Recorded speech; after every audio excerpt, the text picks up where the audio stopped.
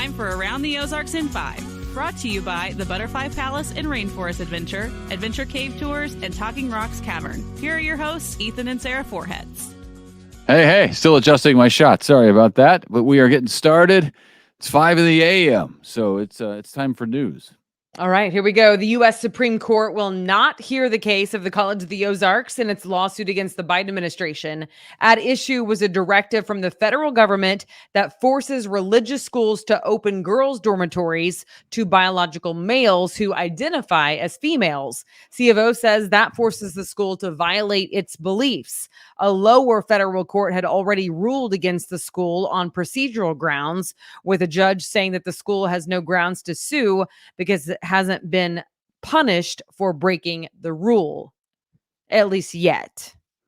So I think this may be revisited if there is an instance in which that happens and the school doesn't comply and is punished. So right, that's what it sounds like. It's setting it up for.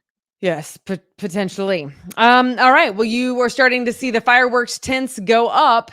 'Tis the season. It's time. Fireworks sales are now legal in Missouri as long as the sellers have the proper permits. The selling period lasts from now through July 10th. Of course, rules about setting off fireworks vary from city to city and county to county. So make sure you know what your rule is before you partake. Of course, it doesn't mean anybody's going to follow those rules because once the fireworks are out, man, they're going off all over the place. Yes. But you're right. 'Tis the season. A judge has ruled that a constitutional amendment to put the right to an abortion that would guarantee the right to an abortion in the Missouri Constitution will move forward. There was an argument among Republicans in the state as to how much the measure would cost the state of Missouri. Now, pro-abortion rights activists will have to collect signatures from 8% of legal voters in 6 of the state's 8 congressional districts in order to get that proposal on the ballot in 2024. Then, if it makes it and is approved by voters, abortion would be a protected constitutional right in the state of Missouri.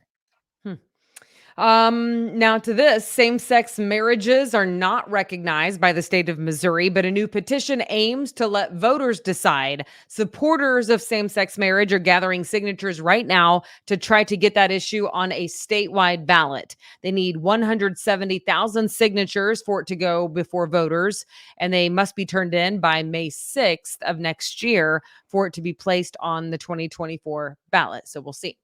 Wow. It sounds like the 2024 ballot could be packed with a lot of stuff that people are going to turn out to vote on.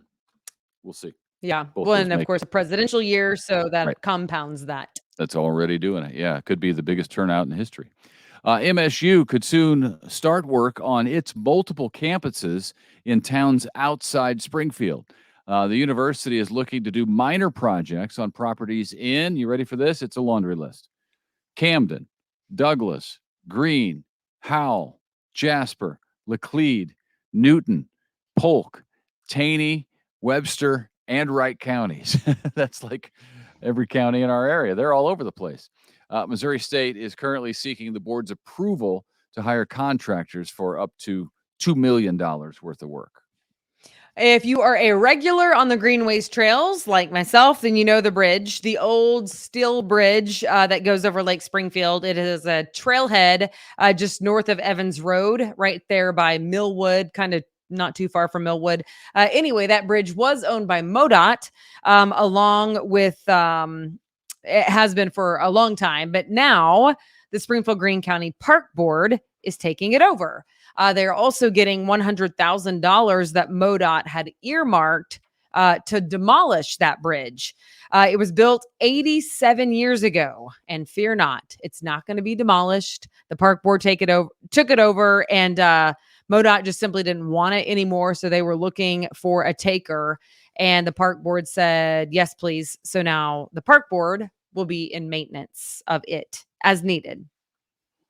Yeah, I wonder what all's involved in that. How often? I guess they'll check it a couple times a year, make sure it's okay. It doesn't carry a very heavy load anymore, just people walking.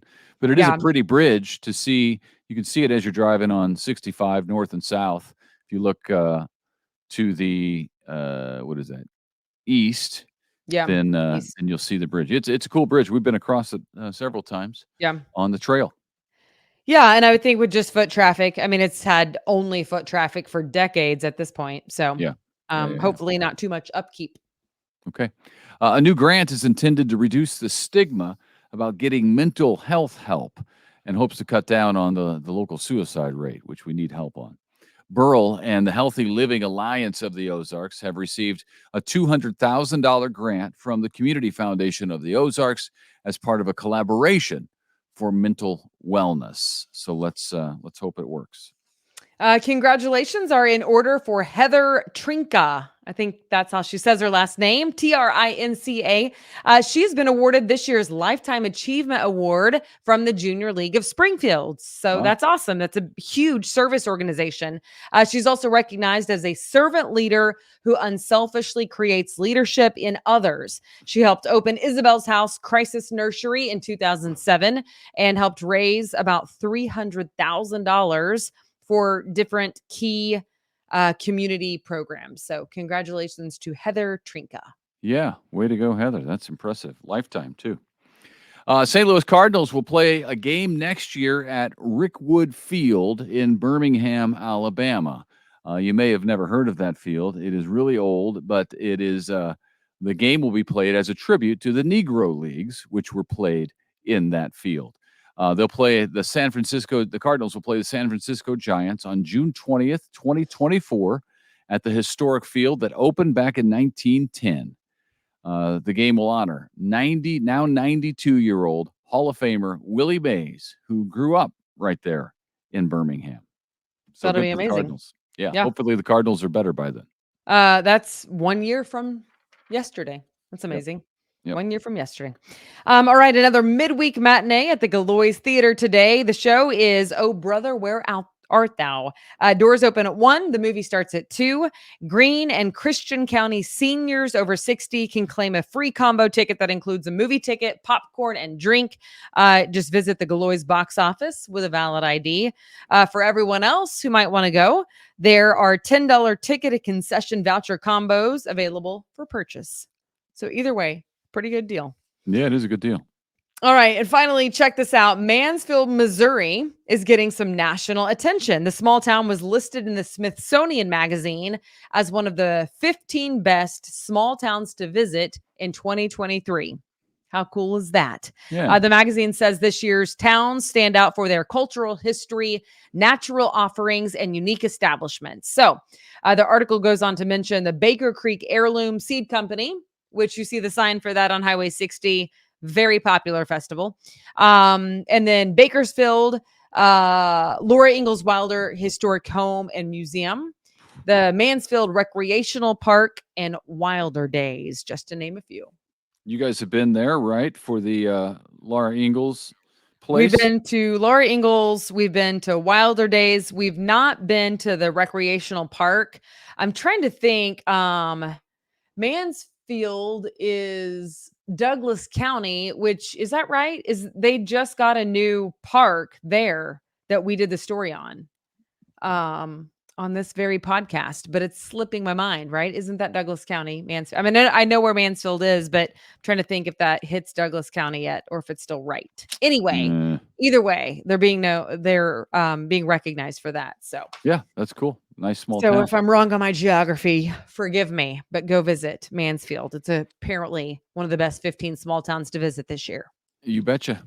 Weather real quick. It's going to be hot again today. 87 degrees, 86 tomorrow, 88 on Friday. No rain until maybe on Saturday. Better chance is Sunday, but the chance isn't as good as it was yesterday. So like a 40% chance. So we're in a hot, dry pattern, it looks like, for a while.